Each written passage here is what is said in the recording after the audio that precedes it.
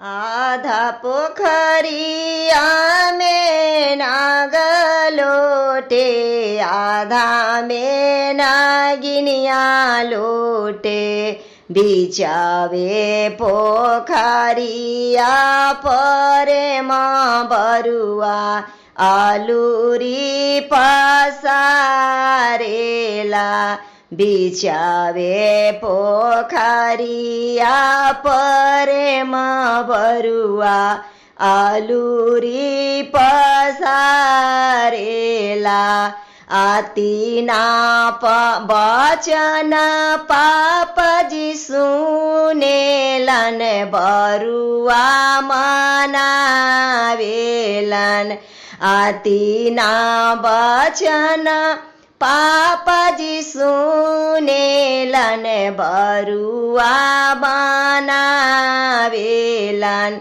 किए लागी रुसल मोरे बरुआ वाता, हृदय लगावेलन। किए लागी रुसल मोरे बरुआ वाता, हृदय लगावेलन।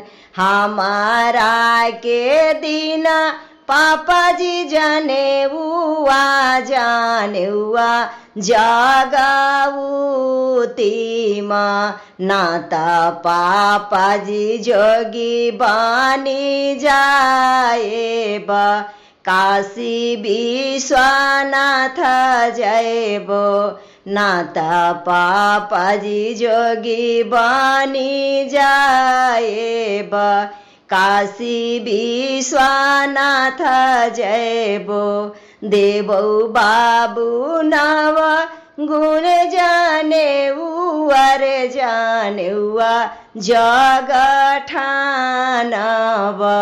देवै बाबू रे नव गुण जनेउआ, जनेउआ जग ठानव।